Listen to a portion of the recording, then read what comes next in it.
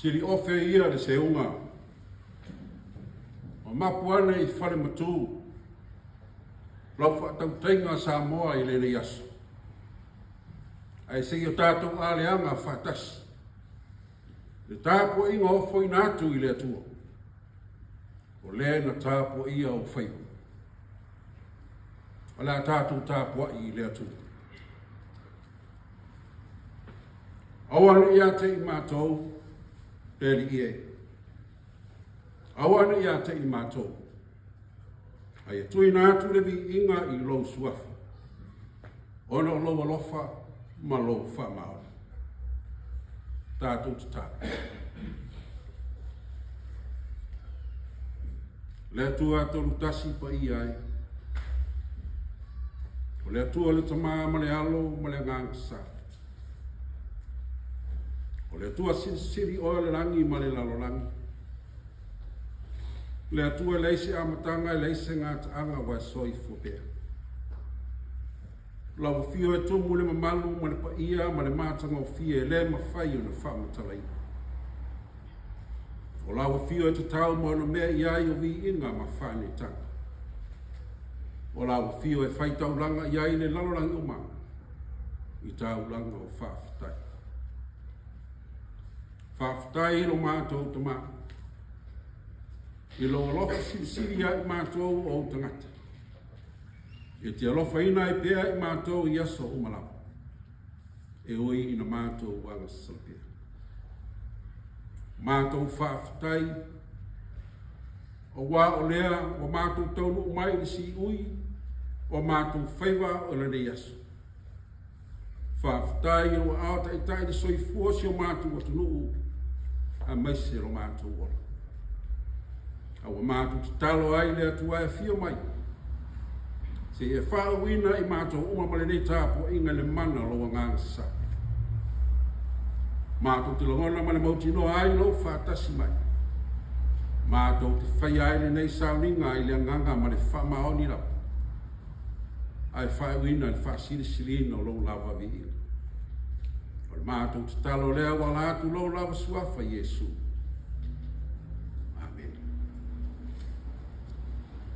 O le whaitauina o le tusi pai.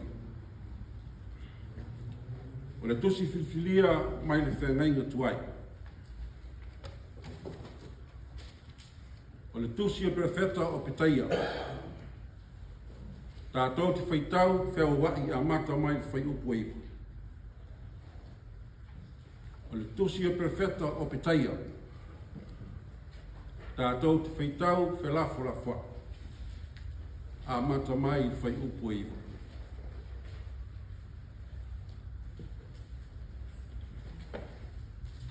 O nisi nei, o whionga pa ia alo tātou atu.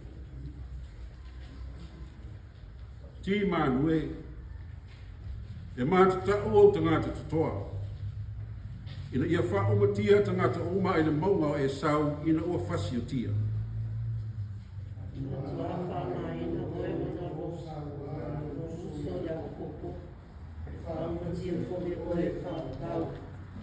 Le aso sa e tuai e whaspengai.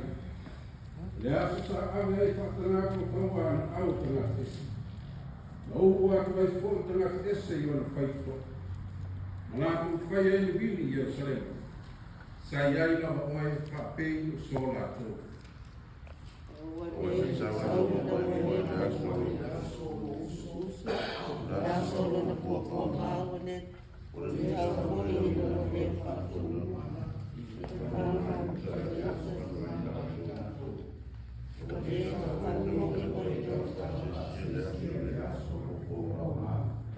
Ua le te tau ina ua e unu atu le whaitotoa o lo nuu I le aso lo lātou mālaia. Ua le te tau ina ua e mai moa o oe lava I lo lātou ti ngā I le aso lo lātou mālaia. Ua le te tau fo ina ua e tango I o lātou o loa I le aso lo lātou mālaia.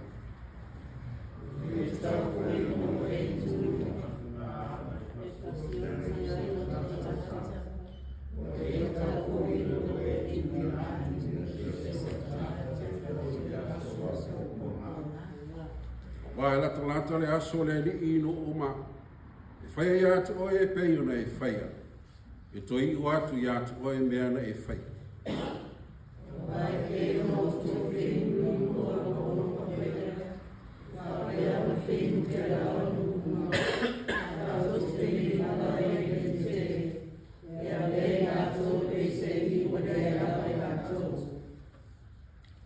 Tosi filifilia ma le whengai ngu fau.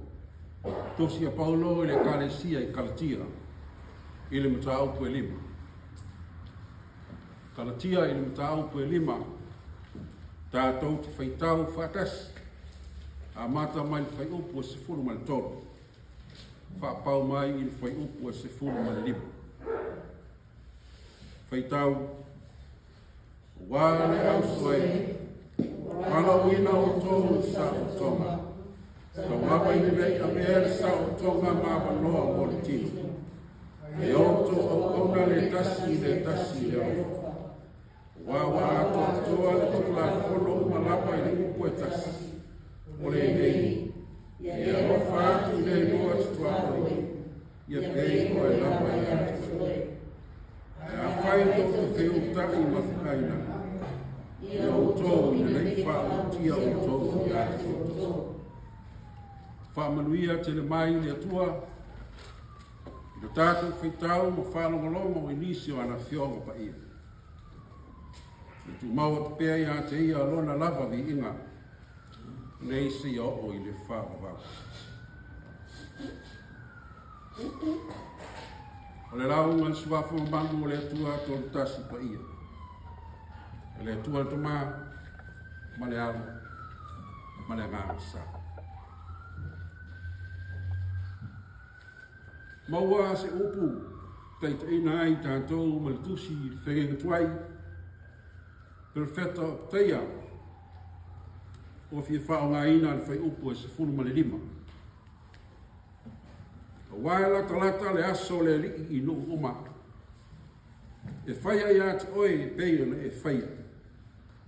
E toi u atu ia te oe mea na e whaia. Wai lata le aso le li i no uma. E whaia ia te oe e peira na e whaia. E toi u atu ia te oe mea na e whaia. Au tū o manatu. O le alofa, e ta ui ai whaale tonu uma. O le alofa, e ta ui ai whaale tonu uma.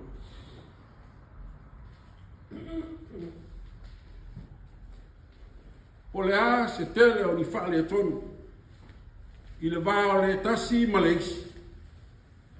A o le alofa e ufi ai. O ni a fianga matautia. E ono a whaina ai se soifua o se tasi. O le alofa e teu ai. Ma wha mātongo fie. Ni ve singa i le vāo no upo a inga. O le alofa e pai ma auli ai. A whai fo i o se i fonga, o lo se mea mātu ia na tupu, o le alofa lava, e māku ai o na talia, ma whiwha māngaro ai, ma toe whesota. Ioe, o le alofa, e ta ui ai whaale tonu umu. E mātango fie ma le leina ua. Mea uma e whaatino mai le loto lo sa whai ai le alofa. E mātango fie ma la le leina. A wā o le alofa. O le atua lava lea. Ai pita. O le mea lea na misi.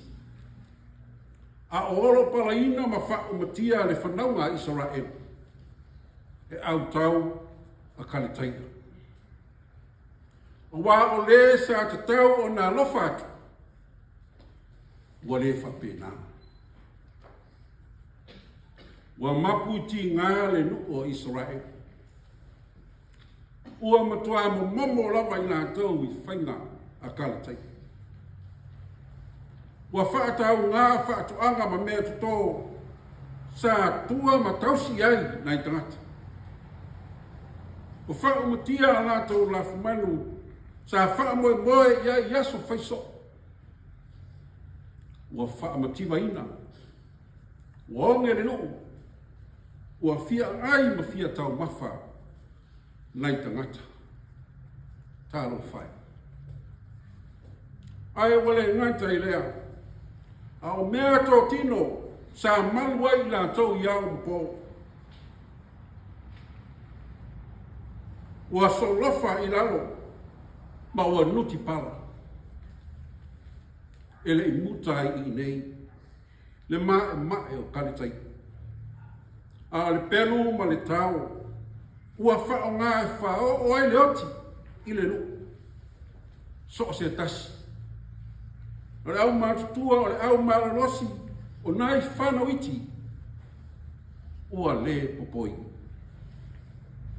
Ua whisasa i whaalou le manga. Le pole sawa kalitaia. I le whanaunga Israel. Mapu iti ngā. Mātitiva. Onge. Fia ai.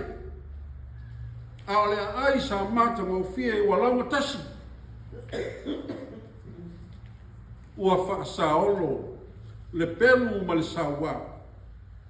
I le soifua o dati. Tālo whai. O le whiau a watu le perfeto o pitaia. Ele o se whiau mo Israel. Ele o se whiau fo i mo kalitaia. A le whiau mo le whanaunga e toma. A se isa ili mua lava. O ai ia tangata e ta ua o le whanaunga e toma. Whaapupu se tala. O le whanaunga lea e toma. E tupunga mai ia e sau. Le uso matua o ia koko. E ana ia le whanau lea o Israel.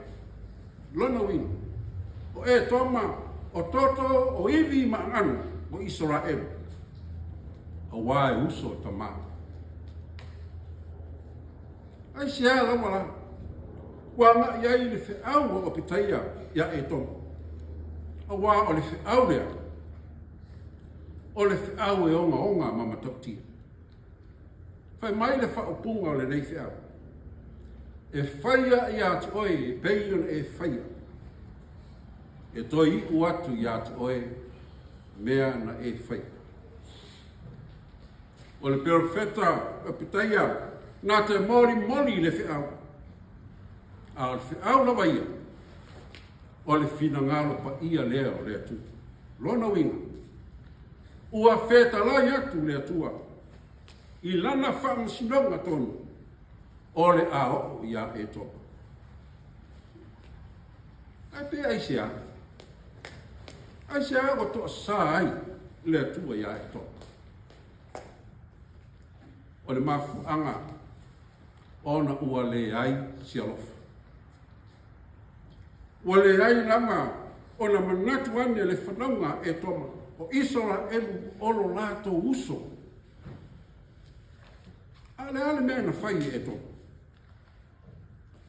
Whai mai wana le nofo o e toma ma mata atu. A wha umatia ma whaatau ngā Israel e le whi. Olo ta ua tusi whaitau ti manu. O leisi lea i Tapuaiga o e toma. O loo whai ngoa i le atalii o e li fasa le unu matua e sau. Ti manue. E lulu ina o tangata tutoa. E a wha matia tangata uma e le maunga o e sau. E matua wha maa ina oi.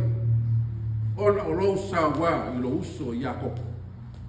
E wha matia foi oi wha o wau. E ese le malosi. O le tā, o le asasa ai. E le atua e toma. Ai sala ina malosi. ua e ofo le loto. E fasi o tia ma wha umatia nai o na uso. Ai nofo e toma ma ata ia. Whetalai le atua. Na whaatau ngā, na whanau e Iakopo, ma whaaleanga o mea tō tino. A o iai lama oe, e pei o so lātou. Na e mata i le aso na puapua ngā ai no uso. Na e soi i le aso na whano ai lātou. Na e tau tala whasia ia i lātou, a puapua ngā tia i lātou. Na e mata no nofo, a o ti ngā i lātou, i le aso lo lātou mālai. Na e tū i mga ala, ma whasioti i lātou, wa sao mai ni pelu o karatai. Na e whesoasoani fo i a karataia, e tū i nā atu a uso e ave i le tāwhianga. Tā rofa i le poto, malana tauto lunga, whai mai. E a rofa le uo i aso uma. Ai whanau le uso mo aso vana.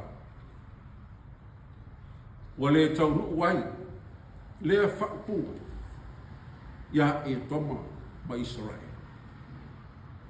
Ai le fau lea mea, wa tupu mai, i le vā, le whanau e sau, ma le whanau a Iakopo. O mai no ese mai whanau a Israelu, mai kupito e anga i atu i kanana. O le lātou sawa ni ngā umi, ka tau atu ai i whanua e toma o whaalava mai lumo. O na tuturi le Mose, tangata Israelu e oe whaanoi a e toma. Whaamori. Pea ma whai o na mātou hui atu no lātou lau ele. E le tā o fia i Israelu ni fua lātou whaatoanga. E le whiino fua i Israelu i o lātou veipuna. Tau lava o le hui atu ai. A le ala talia e toma i le sāwali na luatu. Ua tali mai e toma e sā. E sā o na tū se vai o se Israelu i o lau whanu. Whai mai na toe fo'i lea na malanga Israelu, ma toe whaata a melo i leisi tū. A o lea toe lava. Toi lava atou. Ioi. E le fou i esi a inga lea. Ai a whai foi. E so atu te isi tua. I le amatanga le uso lava leo e sau mai Iakopo. O le tala mana. Whai mai o iai la ua i tutonu o manava lo la tina. Whai mai na wheu wai. La le winga o le mea. O le uso na misa mai lava. A o le i whana nau mai i le lalolaka. Na mafu ai o na wheta lai i le atua. O tama ia. A whana nau mai i la ua. E polonga le ulu matua i le wi. O le tui na atua e sau o na tofi ulu matua i a Iakopo. I le aso na fia tau mawhai. O le taunu onga leo le wheta lainga a le atua. E nofo polonga le ulu matua i le tamarei titi. Wau e sau e matua a o Iakopo e lona lu. A e peise i e so solo i to tonu ala toto le whanau e toma le ita ma le fia tau iata ia Iakopo malana whanau. Le anga ato e tō manatu i lo lātou tupuanga o lātou sa tatau o la ula i manuia. A o lewa se e iai whanau e Iakopo. Le wheu ta i lea, ma le wheita ngai, sa a mata mai le manawa. O lea lava e whaaua. Ai lava. O se awa noa le lei lea na sau sema i ai le whanaunga e toma. Lea na tupu tonu lava i le waitaimi o pitaia le perfeta. Ai lava o lea na mafuanga nofo ai e toma. Ma amu atu a o wha umatia Israel. au tau kale tai. E iai leisi mea lilo, sai tua ato le nofo e toma. Sa mana o ia, i le lau ele, o lo nofo ia, e lona uso Israel. O le ala usi lea, o le mai moa, ma whaata wemu, a wā ua mautinoa, o le a whai mo ia le whanua lea. Aina taunu, ioi, na taunu ulawa, na lātou maua lava le mea, o lewa o na tatanu i o lātou loto, o le lau ele. O tafi e si atu le whanaunga i a koko i le tāwhianga, o na nofo ia lo lea e i lātou o le whanua. Ai whai mai le upu masana, e le lei a tonga fiti, ai le umi. Whai mai ina wa toi whai mai le tāwhianga Israel, wa toi malo losi le lu, o na whaasanga lo lea Israelu ia e toma, wa lātou fasi ia e toma matuturi. O ina pūlea Israelu au tu maunga e sau, wa lātou pūlea whanua lo matasi, wa lātou pūlea vanu, matua oi, maso se mea, ua pule a toa ai Israelu ia e toma. Ua tau nuu lava le whetalainga lea tua, e whaia ia te oi, peiona e whaia. E toi uatu ia te oi, mea na e whaia. E le le vai o le alofa, a le matua le aina. Ua tau aso le alofa, ono o le fia tau iatu, ono o le manatu whapitu, ono o le mata pepea ma le tu ina nau. Ua le aia, ina sei manatu ane, po ai nai nei tangata, o lo sawa iai. E pēra le upo le atunu, e uwae, e tau le pa, e le onisi. Ua tutopu whaingata, a wā le ai si alofa. Ai wa amata foi o na mata wina e Paulo. Fe ese a inga whapea i totonu o lau lotu i Kalatia. Wa tau lea na i Kalatia i le tala le lei. A wa pewa nga i tangata, ma le ola o tangata. Fa mai upu a mata a Paulo i lana tusi i a Kalatia. Ua o wafo. Ina ua whapea na vave li liu e se ino o tau. I le na wala wina o tau i le lofa tu noa ke risu. Ai whaasanga i le tala le lei e ese. Ua a mata o na mātele Kalatia i le ola whaale tino. Ai ama i le ola whaale nganga. Talu ai ono Kalatia e o ngā tutonu i le lalolangi o whaatau inga. Leo a mata pisi ai. Le ola whaatala le lei. O le whao ngā se e nisi o tangata alotu o Kalatia o le saolo tonga. O leo keisiana. Ua manatu ai i lātou. Ua ia i lātou le whaitaria. E sa ili ai mana onga o lātou lotu. Whaamalia o lātou lotu i mana onga o le lalolangi. E pei o whaatau ai. Lea wa aiat iai o lātou mata i asa umu. O mana onga ua le iloa ai le vātu tūnu nofu. Ma isi tangata ai maise lava e vai ma e mātitiwa. Ua tuli lava le ai o le mālosi ma le māumea. Ai whaasanga sanga onge le ua le tua. Ua le ai si alofa ane ua na o le alofa ifu. Lea ua whaamanino atu e Paulo le winga moni o le saalo toko. E le ina ia whaamalia ai le tino ai peita. Ia au na ai le tasi i le isi i le alofa. O whaamanatu atu le apostolo le upusi ma le tusi a le vitiko mta opus fruiva.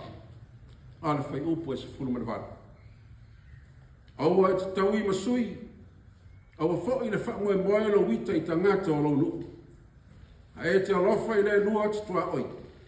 E pei o e lava i ate oi. O au o le li. o le alofa e te vaai atu ai le isi tangata e leo si tangata esi a oe lava.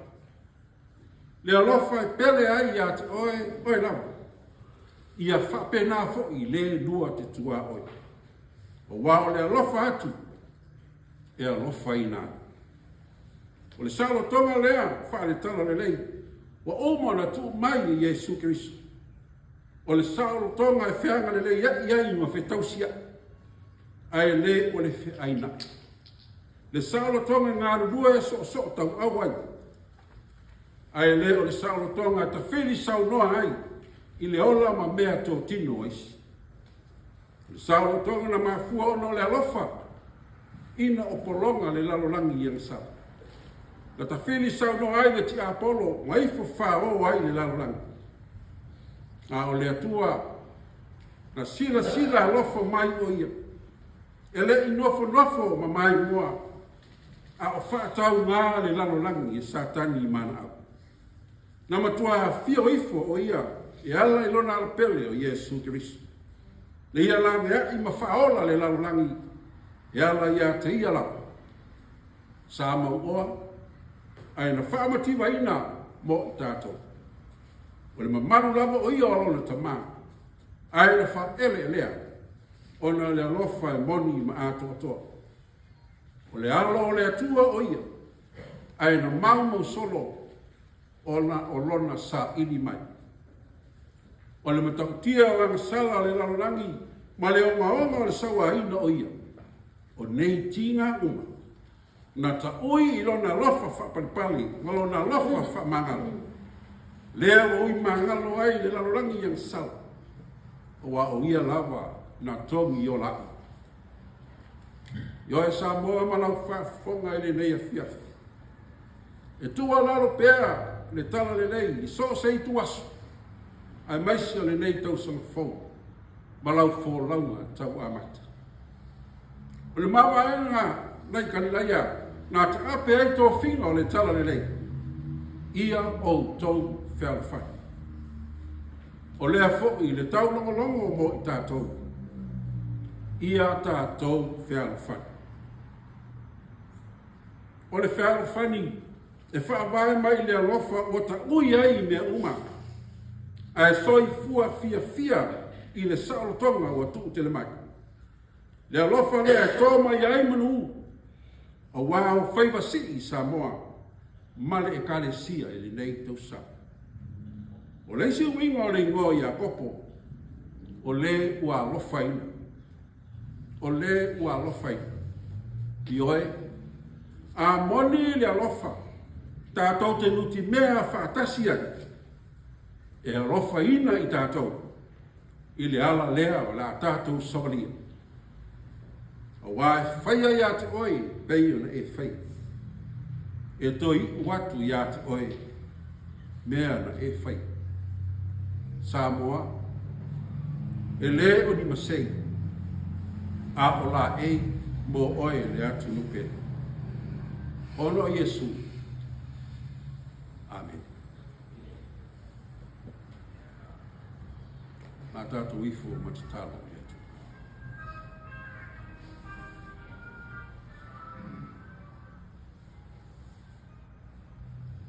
Mātou te le ma whai lawa na malangaloa. Ina o whai uina te au mga luenga sa whita iai no watu nuku mautanga. Mātou te tepa e ea ma mātou wafe anu. Se i whaafitaia oe lo mātou te mā. A wā olo au whaloloa ma lau pure alofa. Wai manuia ai fuafuanga o rene asa. Mātou te langona ai le loto whaamaulalo le te mai. A wā oai ea i mātou. Ai pela wa tonu fo'i sa mātou ngā ruenga whai o me. Ai ma eu lava. Lo sila lofa mai ia i mātou. E pei o na mori mawina e le ngata e le yasu. A le nei fo'i tau sanga fō tau amata. Whaafitai o lo manuia lo atunu. A mata mai lawa i o nā ose i o nei. Manuia le nofo e kalesia. Ona o lau tau singa, o lau sila lofa mai. So longa manuia fo I fuafuanga. O le nei wai aso o le atugai maisa le so. Wa sa tau tolu ina I mātou e lau fi. Whaafitai lo whaonga ina pēo lo mātou whaatowa. E whai maumea whinga lenga. I tō whinga ese wai whaonga ina ai I mātou. A lo whaatutu moino I mātou I au mea lofa. O mawhai ai o na mātou I lo na whaatino ina. Fe au mangaruenga o lo mātou pūrero ai. Whaafitai lo mātou tamaa. Ono o lau tusi pa ia whaasino ala mo I mātou. Wala mai ai pēa le malama o lau fia whaatonu tonu I mātou. I lea tausanga, ma lea tausanga. O whionga pa ia e tumu le tamau ai. E whaato atoi na ai lo mātou vai. Ina ia mātou loa tili ai lo whinangari. A o loa nganga pa ia. E whaatasi mai pēa ia I mātou I aso umana. E ngona I pēa le mawhanawhana o lau whio le tamai. Ua mātou loto te tere ai. Mātou te purna wifo, e atia e malo māturu. E atia e noo ainga. E atia e karisia. Ua o lau whio, e au te tele ai, so se mea mātou te whai.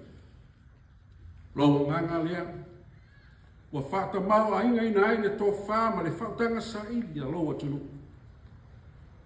Ua mea e manuia ai o tangata lau tere. O loa nganga lawa lea, o loa tupo I pele lo te tele, o lau whanau whaatutu. E atia e lo malo, ma whaasa lau atu lau tala lelei. Ina ia maua pēa nganga mo oe lo mātou tuma. O le mātou whaafitai le atu bai. O lo le whiau sa mātou whaalo longo ia.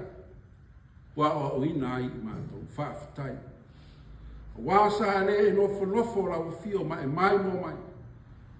A o fitosua ina le lalorangi yang sa. Aena e matua fio mai la. Ma e mau whaatasi matangati. A wai moni ma ato toa loa lofa. Leo mātou se e iai le saolotonga.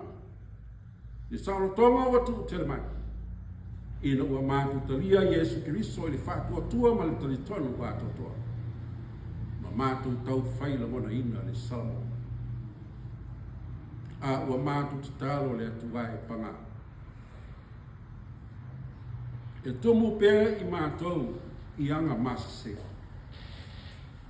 E manu malo pēr I lo mātou wola. Anga sala mai uleo le tiapo. E mafua mai ina ua le aisi alofa I o mātou loto. E alofa atu ai I atu ai. O le lo alofa mai pea. O mātou whaangalo lawa lau fio. A o mātou anga whaatasi maleli o le lalorangi. I le whaatino ina o mea e whaamalia ina ai o mātou. O mātou whaonga se le saolotonga na e tu ina mai. Sa ili ai le oa manuia o le tangata lawa i. A o le ai lawa se I manatu ane. Ina I o mātou uso vai, ma e mātou te tuapo. Le saolotonga o ta whiri saunoa ai na mālosi. I mea tō tino ma le soifua o tangata lau te. Wala mai ai le fia pule. Ona mātou te talo lea lea tuai. Ua le ai se toa file mo. Ua le ai se whaalwhaninga I tutonu o lo watunu. Ua tai se ina I mātou e uleo o le lalorangi. Lo mātou atua o mātou ai oi. Si lalofa mai I a Samoa ma ona tangata. A maisi o lana whainga malanga o le nei tau sa. Le tele ma le anu ai. O mea ua mātou anga sala I o ruma. Au e te tani mai I lo tō sa. A inga lue mai pēa lo nganga le tamai. Tonu ina I mātou. Ma ia totoi o mātou loto le salamo whamaoni. E a fua mai ai le lofa e a totoa. mātou te whengale ngale iai mau tangata. Whamangalo mai le I whongalo watu. E ala ia Yesu Keriso lo mātou le I whaola. A o le tatala o le tamai. Whamanuia la o fio I sio mātou watu. Alo whangia e ua vea mataitai o sio mātou watu. Fuai. Le malama o lo alofa tunu. Whapula atu le mātou o fie. O lo tamau ainga whalenganga. Whatotu mina I lato. Ina ia oha matamau ainga. La lato whato whala inga. A wā se manuia o sio mātou watu. Whamanuia la ufio le atuai. I taitai o ekalesia. Manofo ekalesia. Mātou talo ia malosi. Le ngā ruenga tala. Le whaasara la wina lau tala lelei. Ina ia momoli le whiau o le nofo whiau whani. Ma ia tau whailangona e tangata uma le alofa moni. E tu ifo ai mea tau. E ngalo ai whaingatā. E ngalo ai le tau I masui. Ai au mea whaatasi I le whiau whani. Mātou te tālo le atuai. Alofangia la wafia. Ka māma tina mātutua o sio mātou atunu. O e lo tāpo ia. Lo mātou palo whai. Ia iai lo file mu ia nata. Angalelei la wafia o tupulanga o lalo vau o sio mātou atunu. Tāpu saina o lātou tutupu ai. Wālo lātou soli murvai I mātou. I mea e manuia ai a inga manu. Ai maise sio mātou watu nuu malau e kalesi. Mātou te tālo le atuai. O I lātou maua I mai mapua ngā. Pa I atu o ao lofa. O e foi o maua le au whanono. Wha maise ina I lātou. A le opu sa mātou whanolongo I ai le tamai. So sani mai lo nganga I mori o mātou loto. A le whaafonga lo watu. Ina ia mātou langona ina. Le lofa loto. Ona o lau fiu. Mātou te so tau awai. Fōtu pule ai manuia I le ala lea.